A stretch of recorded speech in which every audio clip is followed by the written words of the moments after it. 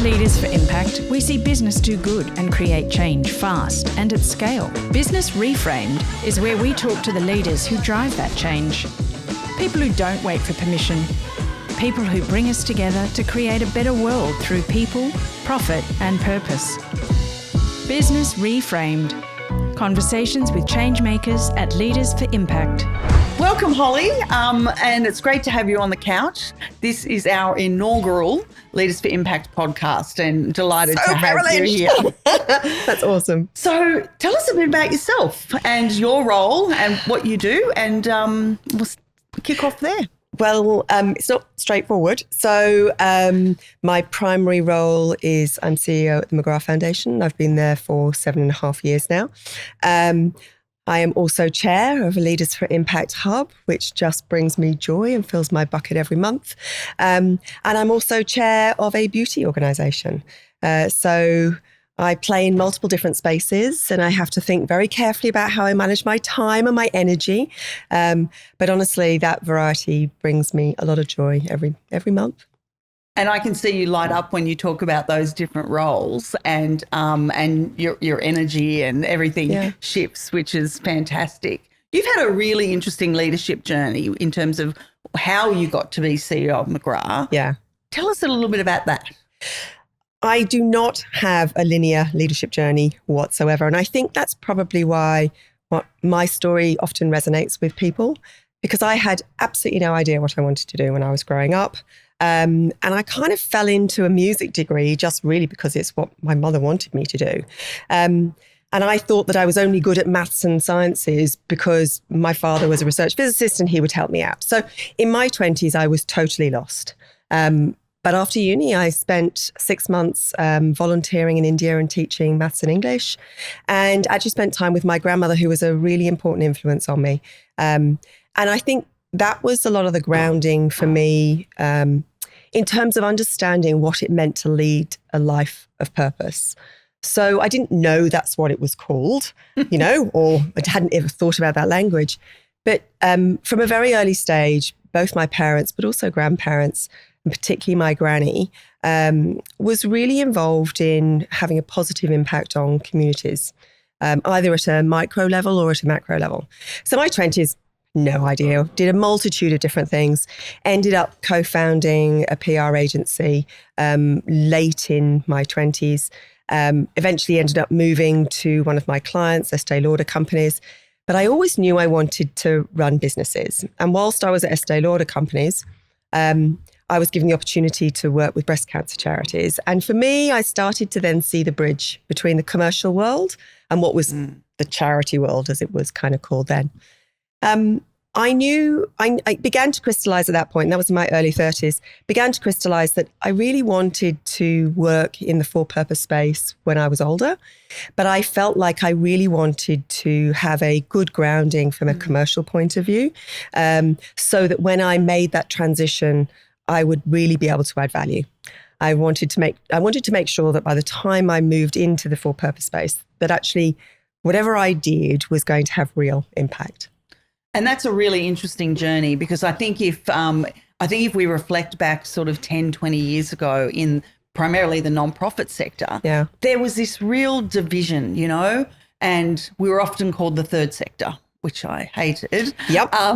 And there still is this philosophy that, nonprofits are run different, and for-profits are run different to nonprofits, and social enterprises and B Corps. And when I started Leaders for Impact, one of the things that people were saying to me is, how can you have these people from all these different organisations around a table helping each other? Like, how does that work? So based on your journey and your experience, why do you think that works? And what are some of the commonalities in business regardless of sector? Honestly, I think that's the beauty. Quite frankly, I think this is one of the things that defines why Leaders for Impact Network is quite so beneficial in both the kind of operational as well as strategic aspects, because we all know that diverse ways of thinking and being and doing are incredibly complementary when you're looking at critical decision making. And I look at the hubs that I've been part of or that I chair. And one of the great strengths is when you have really different experiences. People running $100 million organizations down to $500,000 organizations, large teams, small teams, multiple different business models. And it's amazing how many similarities there are, particularly around people management, leadership, working with a board, driving strategy, transformational change. The themes are all there. They might be articulated in slightly different ways. And one of the things that I think about, commercial businesses for a long time have talked about why purpose is so important from a people point of view. Well, not-for-profits and for-purpose organizations have that in spades. But actually then people are so highly connected and engaged to that purpose, you have to think about how to manage them and support them differently because they're deeply connected to it. So it's all part of a spectrum. I often think, it's brilliant to have that cohort of very different perspectives and experiences because that's what leads to a really rich discussion and challenge about thinking about things in a very different way. And that is why I think this structure, the way the network is structured, is what delivers so much value for all its participants. And one of the things that we talk about at Leaders for Impact is that business as usual is no longer going to cut it. Things are changing and things are evolving and changing so much. All the time. And it doesn't matter what sector you sit in. We've got to be aware of that. And it's something that we talk about a lot around the table. Yep. And one of the things that I've noticed, previously chairing groups that were just all nonprofits, is there was a lot of groupthink going on and a lot of spiraling into the same conversation where I think in my reflection in terms of the hubs that we run, that doesn't happen because we don't get into that groupthink. No.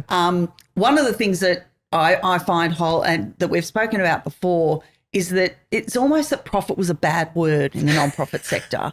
We talk How can that be? It's just profit bad. And we talk about, the pure fact that we call ourselves nonprofits plays into that sort of analogy. Yeah. So how do you balance? You run a very successful nonprofit organisation that is profitable. Yeah. How do you balance the profit and purpose conversation? Well, I have to say, first thing up, my chair likes to call it a not-for-loss organisation. So it absolutely stems from the top. I think the kind of the ickiness about profit in charities really comes from this idea of every dollar you spend has to go into your purpose. And of course, that's so I should probably backtrack. It's not that you don't want to spend every dollar, but what you do want to do is optimize your impact. And sometimes it doesn't make sense to take the dollar someone's given you and put it straight into a service delivery. Actually, if you can create a business whereby you can multiply that dollar invested in the organization, it's far better to do that.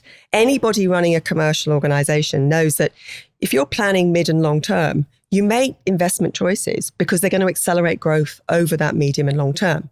With charities and not-for-profits, there was always this expectation that whatever you get given this year, you have to spend this year. And actually that, I believe, is one of the things that really squashed growth for a very, very long period of time. So the McGrath Foundation is a really commercial organisation in its approach. We believe in driving really accelerated growth and optimising impact. Now, there will be years, absolutely, when we plan deficits, but there are also years when we plan to build a surplus because we might need a war chest. So, for example, if a pandemic comes along, can you survive? One of the key pieces that's often missing in this is sustainability. I have a responsibility in running an organisation which provides cancer care nurses to patients. I have responsibility to make sure that those nurses are going to be there forever. Once you start providing that service, you cannot walk away from it. So there is a piece of risk management around it as well.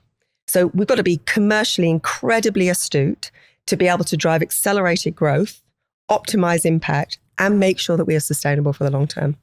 And I'm really glad that you touched on that because I think one of the things that we see as a risk is absolutely nonprofits and charities providing really critical support to people in need, and then going under because they are not profitable, and then pulling that support, which can be very dangerous.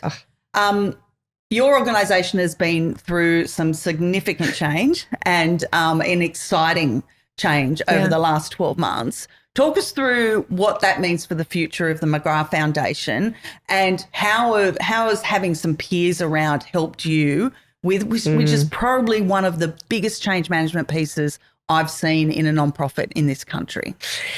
So McGrath Foundation was founded on a very clear vision to provide McGrath breast care nurses to anybody with breast cancer. And we just do one thing and do it very well. We fund nurses and we do their professional development to make sure that they're operating at the peak of their scope of practice. We had a hypothesis fairly early on that actually what our nurses do is entirely transferable. And actually about 80 to 90% of what they do is absolutely transferable. And what our nurses were telling us was there was horrible inequity in the health system. And there are some tumour streams which are incredibly difficult to raise money for. So for example, liver or lung cancer, if you're somebody diagnosed with either of those two, the public basically thinks you brought it on yourself. Now, that's actually not true for many, many, many people with either of those forms of cancer. But it makes it very difficult to get the right level of support. So we knew that, you can't diversify too quickly. Otherwise, you're never going to deliver on your goal. And we knew we couldn't alienate the breast cancer organisations and those core audiences and the people we were supporting. Primary goal was to meet that need. So we set ourselves a really aggressive goal to get to 250 McGrath breast care nurses. Super focused. And we did it a year ahead of plan. But when we knew we were going to get there, we had already formulated what that next step might look like. And because of the reputation, the credibility of who we are and what we do and what we deliver to patients, the federal government asked us to start to provide cancer support nursing for anybody with cancer. And that's massive. That is absolutely huge. In fact, nobody yet knows quite how many nurses we're going to need. We're doing that piece of work right now. But it is huge to go from providing support for a single tumour stream to anybody with cancer. And we honestly weren't really sure quite how the community would respond as well. There was a lot of risk around that.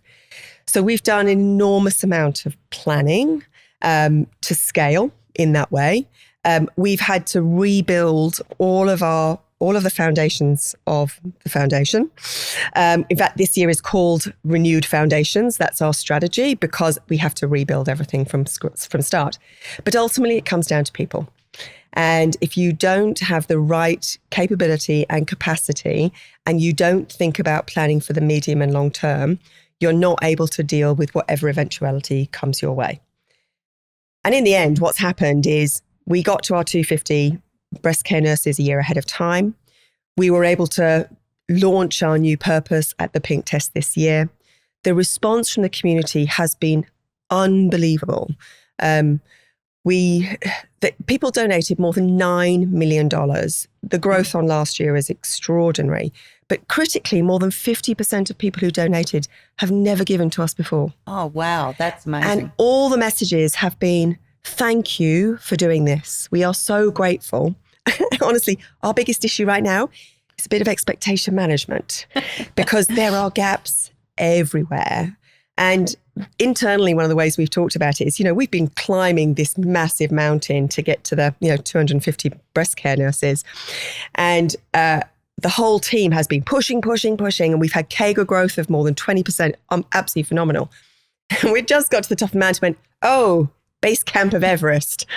And now there's this huge mountain that we've got to climb. But it's been really invigorating as well. So I think, expectation management externally is a piece that's important for us. But critically, it's how we manage the team right now. Because they've been pushing so hard. We met the need. We've now gone to this place where we've got this new purpose. They're super excited. But the response from the community is such that we're having to revisit all of our growth projections. Interesting. Because it's been so positive, we've got to ride this wave. this is a moment in time. Sometimes there are moments in time and you have to respond. Yep. So now our responsibility is, okay, I need to revisit my org structure, our strategic plans, because I don't want to hold back the ability to optimize impact. And isn't that, congratulations on all of that amazing work. As I said, I think it's something that that other organisations, regardless of sector, should be looking at, because it's based on impact and based on need and not about egos or brands. It's about going, let's put our best foot forward and do it well and do it across the board. And if there was more of that collaboration and conversation around businesses at the moment, think about the impact that we could have. Totally. I think one of the reasons why this has really resonated, and we are part of what's called the Australian Cancer Nurse and Navigation Plan, is that this is a concept of an ecosystem in the cancer sector where we are all working together to optimize the things that each of us does well, reducing overlap, making sure that there's not duplication. And the guiding light, this is what drives collaboration and will optimize impact. The guiding light is the patient is at the center of everything we do. And that strips away ego. It strips away legacy strategy. It strips away a whole bunch of stuff. Because if you can have a shared view that that is what you're all working towards, you can solve everything else. And you know what I love, Holly? You're not only a chair of Leaders for Impact, you're also a member and one of our earliest members. And we've been on that journey with you around this strategy and watching that. I talk about moving the dial a lot, but you really moved the dial. Like you went intentional. This is what we're going to do. This is the next thing. This is the next strategy. How did sitting around with a group of peers challenge you and stretch you and help you along that journey? I think one of the things that was really important right at the start was, I think one of the reasons we've landed where we are right now is because we considered so many different options. And the beauty of the hub that I was in was that there aren't egos, and they were challenging me. They were kind of like, well, what does it look like this? And have you thought about that?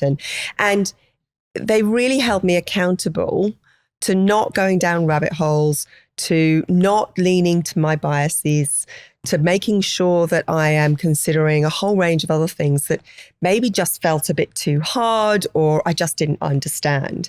And I think having that really trusted group where I could be completely vulnerable, and yes, I've been in tears in a couple of instances, and not because people made me cry, but because they're emotional moments, and you share stuff that's really important. In that environment, it's totally safe, but it is also really intellectually stimulating, and it helps to consider things that you wouldn't necessarily think of. I honestly, that group also saved me money. Like, I remember we hired somebody who was not the right fit, and I probably would have given it a couple of extra months before I made that decision. I absolutely would have made that decision ultimately. But that group made sure that I really thought granularly about what was happening and the impact of that individual on the team. And I walked away with a plan done by the next month. Fantastic. So strategically, financially, but also critically, as a leader of an organization. And I think this is one of the things that's so important and so valuable. It can be really lonely. And you need to be able to have safe spaces with people who you trust and know, and you've grown to not just know them but love them in many ways. They're really trusted advisors. That's the place where you can go and just be yourself. And I think, when we're talking about leadership nowadays, we talk a lot about bringing the whole person to work, and vulnerability and openness. And actually, for me, that's kind of a safe space to almost test that as well, because it's your trusted panel of advisors. And they're never going to do anything, never going to advise you to do anything that actually is a bad thing for you, because they care about you and they want you to be successful. There's no egos in the room. Because one of the other things I love about being part of a hub is knowing that I've played a part in helping somebody reach a good decision.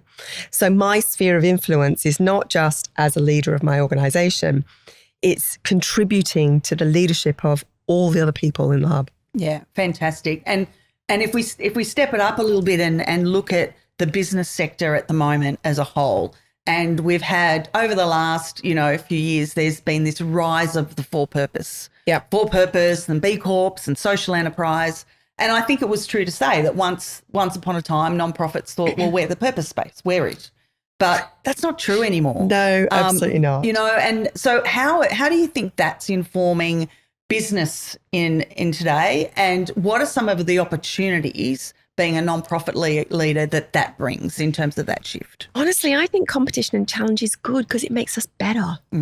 Apart from anything else, if you're threatened by it, then you need to improve what you're doing and learn. Because I think one of the things that's been brilliant is the explosion of all these different business models. And there's something to learn from all of them. And also there's a time and a place for certain things and at different stages of maturity for a business as well. So I don't think it's, a particular design works in a particular sector for a particular business model.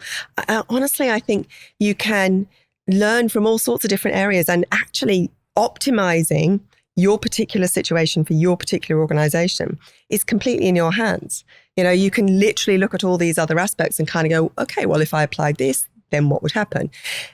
And actually it's that breadth of knowledge and experience and exposure to so many different things that actually is really useful when kind of keeping fresh and new and on top of things and actually creating new concepts, because you might layer certain things together. And from an innovation point of view, actually, you might not go, right, I'm going to import that piece of innovation, but you might go, I'm going to take a piece of that, a piece of that, and a piece of that, and something brand new. And I think it's a pretty exciting time, because if I look back at when I first started in a nonprofit role, it was the expectation that we would solve all the problems of the world, and that business or for-profit businesses working over here, and we're the martyrs, we're the champions for change.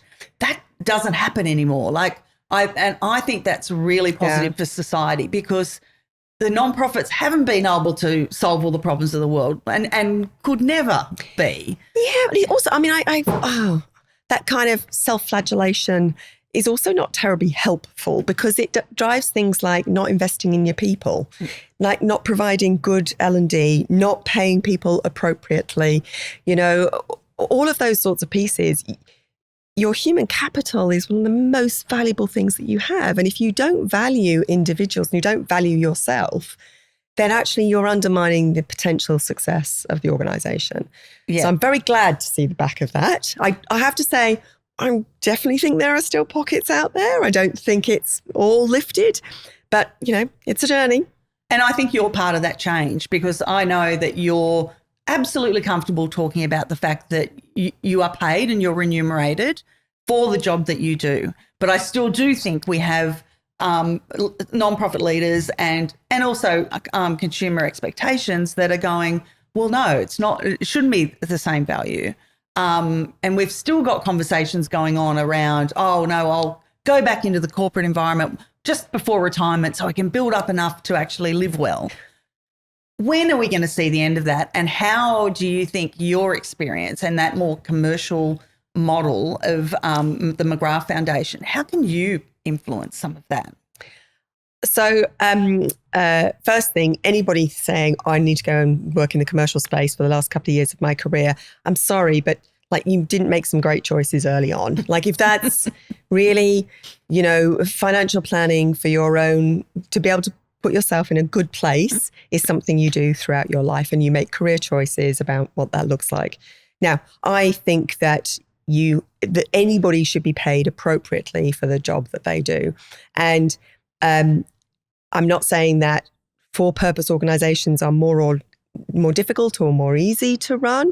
I think it's entirely about the particular organization. There's complexity in some organizations and not in others. Some are large and straightforward, and some are small and really difficult. I think one of the challenges in the not-for-profit sector is that there's always too much to do and never enough to do it with. So you have to be really disciplined in working out what it is that you're going to invest in and where you're going to try and drive impact. And I think that's the thing that we talk about. So when I am talking about leadership or around business models, or whether it's in small groups or at larger events, I always talk about focus. This ability to make sure that you can really drive impact in a way that nobody else can. Spreading yourself too thin does not work. You've got to be really pointed with your proposition, and you've got to be ruthless in the way you think about how am I going to continue to drive this business model so we're going to drive strong double-digit growth and accelerate impact. And when you've got the data to prove it, the evaluation, it's always in the data, you've got to be able to show what the return on that investment looks like.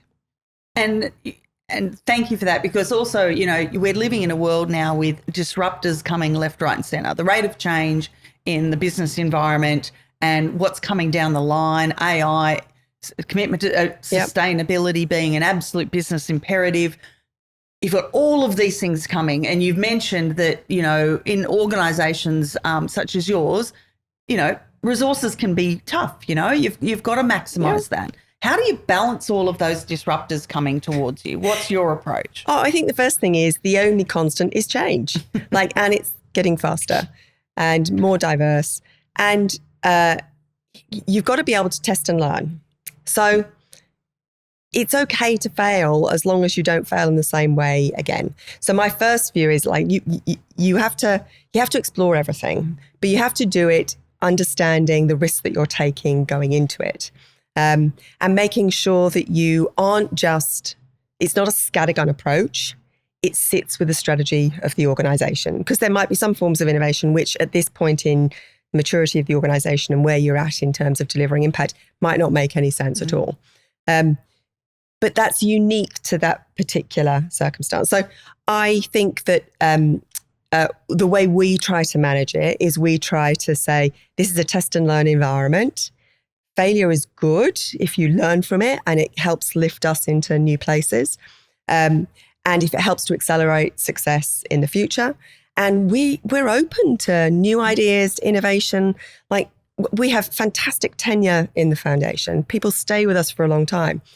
But it means that when we have fresh eyes come into our world, they're super valuable. And what I'm always talking to the team about is, how do you keep those fresh eyes? How do you connect outside of the foundation with things that are going to drive innovation and new ways of thinking inside the foundation? Honestly, that's, for me, as a leader, is super important, because if you're only internally focused, then you end up really narrowing what your viewpoint is. And I didn't know you when I first started at the foundation, and I had the opportunity to join a leadership hub right from the get-go. And I chose to not do that because I felt I really needed to look internally and understand what that looked like. And it wasn't until 18 months later that I joined a hub. And literally within 2 months, I was kind of like, why on earth did I not do this earlier? Because it would have expedited so much stuff that had taken me quite a bit of time and resource to get right. And I would have had so many resources, but people to lean on, and so many different things that would have really, really helped. So I think that internal, external view and making sure that you're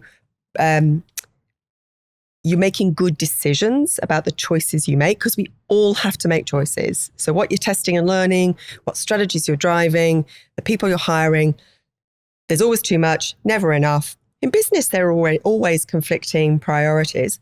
Ultimately, critical decision-making about the choices you make, that's fundamental to what we do every single day. And I think what you reflect on there as well is in terms of looking up and out. I think what can happen is we can get, narrow view of ourself within our organisation, then narrow view of ourself within our sector. Which is where a lot of sectors fall down, like they're only mixing with people that's within their sector. So I think that broader business context and having that, a broad outlook in terms of and seeing leaders and communicating with leaders from all sorts of businesses, for profit, as you said, 50 million turnover down to 500,000 turnover. Same issues, same opportunities, supporting each other, I think. And we would have loved to have you 18 months earlier as well. It'd be funny though, isn't it? Because, I think about, the big chunk of my career was spent in prestige retail. And actually, running the foundation is really similar to those businesses. Really, really similar. Because it's so much around consumer engagement, brand, eventing, reputation, service delivery of that relationship that's a supportive, ongoing relationship that is very tailored to individuals. There are lots and lots of very, very similar aspects. But on the outside, people would never think that they were the same. And so often you see that when you dig into businesses, when you dive into them. And it means that it's, that's really interesting to me. It's like you take a leader from over here and their experience and you put them into something which might seem like a fish out of water, but actually it can deliver incredible results. And I think what happens, is I think we look at leadership in the capacity of the role that you have now. Yeah. And I think that we do leaders a disservice because I look at a lot of our nonprofit members, leaders, they've had big careers in starting their own businesses or being in the corporate environment, and all that informs, they're not just a nonprofit leader. No. You are not just the CEO of the McGrath Foundation. You come with all of that history which informs how you lead. And I think there's an opportunity for us to really celebrate that and to really reflect on the fact that journey, is long and different. So if you look back, and I know you talked about your mum and your grandma, if you look back, was there a pivotal moment that you think that you went, oh my God, I'm going to end up doing what I'm doing, and that I'm on that purposeful journey? Or was it just the journey itself? I think the first time I visited India with my grandmother, who had, after she'd been widowed, had retrained to teach deaf children, and she'd gone back out to India and she'd taught in a really rural school. And the month after I finished university, before I started volunteering, I spent the first month with her, and she'd been my little granny around the corner who I adored, used to make fudge with on a Sunday afternoon and play cards, all that kind of stuff. And then I went to this village with her where she'd lived for 7 years when I was a teenager. And I suddenly saw the unbelievable impact one person could have. And that completely opened my eyes to what it meant to live a purposeful life. And I think that was just incredibly inspiring. So from that was eye-opening. That was genuinely eye-opening. She and I could raise a small amount of money, doing some activities in the UK, and it could go to a really small kindergarten, and you could see the impact of it immediately. Or she'd buy a motorbike for a family, and that would start their business. There were just multitude of different small seed funding that was hugely powerful. And it kind of just opened a new world to me. And I think I still didn't know what I wanted to do, except I felt like I needed to really understand the commercial world, and I knew I wanted to run businesses. And it was only really through that journey that I was exposed to breast cancer organizations.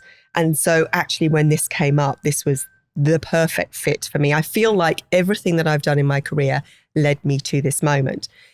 But interestingly, the job before I took this one was vice president of Clinique across Asia Pacific, $1 billion business, 14 countries, thousands of employees, based out of Hong Kong, 220 nights a year on a plane. So huge business. And I was just about to move to Hong Kong when I got a call about this job then. And it was so interesting because my gut response was to the recruiter was, this is in my future, but I'm not ready yet. And that was 3 years prior, almost exactly to the day, to when I got the call about the job this time around. And I was like, this is it. Now I'm ready. So I do feel that there was a catalyst, and then there was a whole learning journey for me, which was really across my 20s, 30s, early 40s, but then real clarity, like just what felt right. Mm-hmm. And I honestly feel extraordinarily fortunate because I really do feel like everything I have done led me to the point where I had the opportunity to take this role. And I think it also speaks volumes that I've been there now for 7 and a bit years. Prior to this, I'd never spent more than 2 years in a single role without having it grow or build or take on new markets. I mean, actually, the reality is, of course, with the journey that we've gone through with the foundation, actually, this is much more like, this has also grown exponentially in that way. But I love it. I absolutely love it. And I feel exceptionally grateful that I was given this opportunity. And the thing is, Holly, this is not the end. And I know that when we first started, talking through what's next for Holly, one of your things was to take on some more board roles and to be active, and you've done it. And so this is just the start. It's not the end of the Holly leadership journey. It's No. we're in the thick of it, aren't we? Yeah, and this will be the last full-time role that I do. Yep. Absolutely. There is a very clear path around what I want to achieve with the foundation and the right well-managed transition to the next CEO. And over that time, the growth in the foundation, and not just dollars, but scope, everything will have been enormous. But I want to make sure that it's well set up for the next phase. But I'm also, as you say, already preparing. And it's something that actually the crew in the hub really helped me with, was to think about that portfolio career and how might that look. And certainly by chairing one of the hubs, that was another way for me to start to think about it. But also to start to think more commercially about paid board positions. And I was very clear. I knew that, particularly given that I was working in a not-for-profit right now, even though all my career has been in the commercial world, I couldn't take a pro bono board position first. If I did, I would get pigeonholed. So I knew that the first one needed to be a commercial role. And I've been really fortunate that I've been able to secure that back in my world of beauty with a fantastic Australian organisation. And that brings me amazing joy to be part of, to be working with an amazing family-led founder who is just doing incredible things. It's new and it's different. It's very different to be a chair than it is to be a CEO or to chair a hub. But that stretches me, and growing and learning every day is something that I thrive on. And I think and I'm glad you brought that up, because I think what happens with nonprofit CEOs, they go, oh, yep, I want to diversify. I want to go and get board roles. And what do? They jump into a pro bono board role. And being a trailblazer in terms of going on these boards and getting paid for your work is fantastic to see. And let's hope that there's going to be some role modelling in terms of that being the future. Because I look at our nonprofit CEO leaders and, God, they're smart. They're so smart, and they really hold their own with our business leaders and our more commercial leaders. And that's why that unity and the the reality is you have good leaders and bad leaders in all sectors. I mean, you can't define one sector as having, the best strategic thinkers and not over here. I mean, it's ludicrous, absolutely ludicrous. You see quality and dross, all over the place. And I feel very fortunate to have been exposed to incredible leaders as part of the hub and the network. And all of us are on a leadership journey. Like, all of us have room to grow and learn, no matter where we're at in that process. And all of us can get into bad habits. So I think, we're all in control of our future and the choices that we make and the world we want it, like what we want our world in the future to look like. And sometimes that does mean that you have to wait and really not rush into things. I think one of the classics is when you are exiting a full-time role, we all tend to want to make sure we've got the next thing lined up. And sometimes actually taking time out is really good.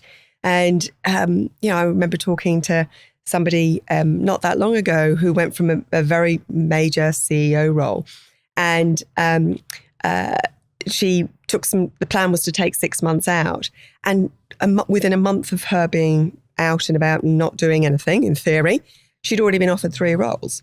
And you're not necessarily aware of those sorts of things. People don't come to you unless they know that you might be on the market. So it's. I think that's an interesting reflection, because why I'm sort of doing Leaders for Impact is absolutely, it's because I took a 3-month break to think about what was next. Brilliant. And really thinking through that. And I think, that's really important and leads us in different. I think one of the things I know that you've talked about as well is that when you were thinking about that, you were actually thinking not about a job title or a role. And I think people get really hung up on this stuff. And I was going to come back to this when we were talking about the skills that you have from a leadership point of view. It's a little bit like writing a skills-based CV versus an experience-based CV, and actually taking time out to go, what is it that I love doing? How much do I need to be remunerated? What's my purpose and how do I want to spend time? What's the balance of all the things that I love? And it's understanding how you map all of that out, what that mosaic looks like. And it doesn't need to be tied to a single job or a single job title.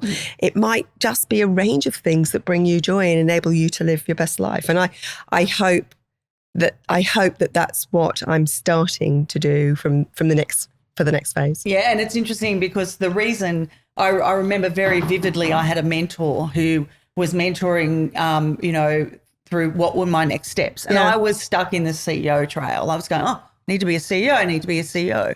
And he actually took me through that and was going, brilliant. Well, what's important to you in terms, and he said to me, Kel, there's nothing on this page that says CEO. Yeah. And I went, oh my God, you're absolutely right, which actually really changed my thinking and leads me to the fact in terms of around the network, we also have CEOs, 2 ICs, heads of finance, and people say to me, how can I be a CEO and sit in with somebody who's running a general manager, or it just works. And I think taking away those titles and looking at leadership and looking at growth and looking at impact and purpose. Yeah.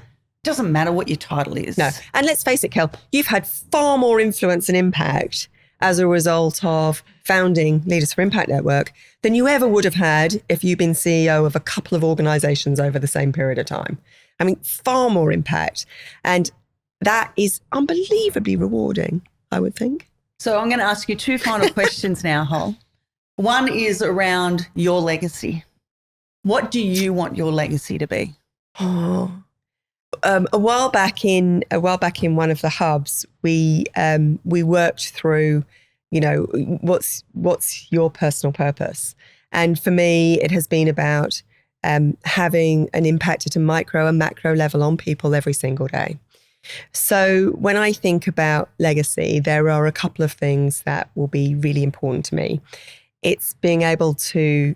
It's just knowing that there are a range of people that I've had the opportunity to mentor, coach, lead, help them understand what their leadership journey looks like. And I've played a small part in them being successful in a way that makes sense for them. So contributing to individuals, happiness, sense of purpose, like at that level. But ultimately, the other part is the macro.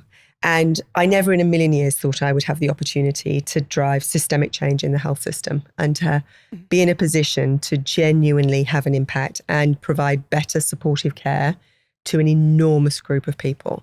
And let's be clear, 1 in 2 people will be diagnosed with cancer. So the work that we are doing right now will benefit half the population of Australia. And the other half will know somebody and love somebody who has cancer. So for me, like I never thought that I would have the opportunity to do that. And I feel so grateful and know that I've been able to play a small role in leading this team, which is extraordinary. Let's be clear, this is not just about me. This is an extraordinary team. Yes, I lead them, but almost all of them were already in the organization when I joined. I didn't hire them and bring them in. They're incredible people who have grown and delivered this. And honestly, it will just be amazing when this transition has gone through. And what a great legacy. And I love the fact that, and you have such humility as a leader. And I love the fact that you led with your impact on people rather than the big thing. So I think, that just says a lot about you. But it's also, Kel, it's also because I can see and feel and hear that, those one-on-one impacts, like the value I can see in their lives. So that is really real. I'm never going to meet all of the patients who are diagnosed with cancer, but I know that the system has changed. Yep. And they're two different pieces. You know, one is much more head, one is much more heart. And what are you optimistic about for the future? Oh, goodness. They're just, honestly, I am incredibly optimistic based on young people. I just think the way that they're thinking about things in very different ways will continue to challenge us and make us be better. You know, I think quite often they get a bad rap. But actually, I look at young people in my business and they're just extraordinary. And they really inspire me on a daily basis. And I think there's a lot that we can learn from them. You know, I often think that kind of inverted mentoring can be incredibly valuable because it really challenges our preconceptions around not just where good ideas come from, but perspective on the world. So I think if we listen to diverse and different voices, that's where we're going to get the best opportunities in the future. So Holly, at Leaders for Impact, we talk a lot about business as usual will no longer cut it. and business is changing, and there is, there is so much change and so much coming our way. Why do you think that business as usual will no longer cut it, regardless of what sector you're in? Well, business as usual means you're going backwards. You know, there are no two ways about it. You can't keep on doing the same thing. There is so much innovation, so much change that's happening that if you're not leaning into that, then you're going to be going backwards. Even if you're moving forwards a bit, you're going to be going backwards and potentially losing market share or missing out on opportunities. So, and that doesn't mean you walk away from things that are working well, that have maybe existed for a very long time. You know, there might be an idea, oh, well, we've done that once and, you know, now we've done it 10 times, we need to move on. If it's still working for you, that's fine. Often I think about what's big and what's growing or what's new. So what are the big things in the organization, which, if we're talking about revenue, which are really driving revenue, which you have to invest in, which are never going to, like their volume, and so they're vital, but they're not going to change massively your growth rate. It's the small disruptors. It's those sorts of things that are coming in that will be the big drivers of revenue in the future. So what's big, what's growing, but they're always thinking about, you know, what does 3 years look like? What does 5 years look like? Whenever we're thinking about our strategy for the next 6, 12 months, it's always done in the context of what's that longer term view. And I think the reason why we've been able to drive accelerated growth faster than we had anticipated, CAGR growth of more than 20% over the last 4 years, is that we're always focusing on this piece. We're not focusing on 1 year. And I think that has really helped us with the flexibility to test and learn, to accelerate whenever we can. Again, it's things like you don't plan your budget 100%. You've got to have contingencies. If you don't have the ability to flex, how are you going to take advantage of something that crops up in the middle of nowhere? You've had a budget signed off, you know, in April, for example. What happens if something new comes into the world in January, nearly a year later on? Yeah. You've got to be able to respond to those things. So having that agility is really important for you. And, you know, I think that if you were doing business as usual, you'd be McGrath Foundation doing breast care nursing. So you have actually gone, no, this is not going to work anymore. We're going to shake it up and we're going to do more. And that's a great example of when we talk about evolutionary change versus revolutionary change. And I think revolutionary change is what we need to drive things forward. So there's a lot of disruptors going on at the moment, which is why we have to have that real agile approach to business, which is very different from 20 years ago. What's the big disruptor you're keeping your eye on? I think probably the one I'm keeping my eye on most is the one that there's an awful lot of noise around as well, and that's generative AI, or let's just call it AI across the board, because to be honest, people use it in so many different ways and they're talking completely cross purposes. You know, we're actually doing a boot camp with our board in the next couple of months all around AI, just so that we are using the same language and we understand what we're talking about, because there are so many different preconceptions about what it can do, what it can't do, where the risks are. I have no doubt that we are using it in known ways and in unknown ways in multiple places across the foundation, people using it individually or collectively. But then there's also the systemic way that we might choose to use it in the future. Now, we haven't gone down that path. We're going through a digital transformation at the moment, but it is something we need to consider, and we need to understand what that might look like so that we can plan for it in the future. But operationally, and you know, in terms of the day-to-day stuff, there's all sorts of stuff we can be getting on with. But I think that's the one I'm watching. There's a lot of noise, a lot of hype, a lot of miscommunication. So I think for us, it's about being clear about what it means for us right now, what it looks like, what words we use to describe it, how we leverage it, and what we don't do. And I think on reflecting, you know, when we first started talking about in the hubs, ChatGTP, right?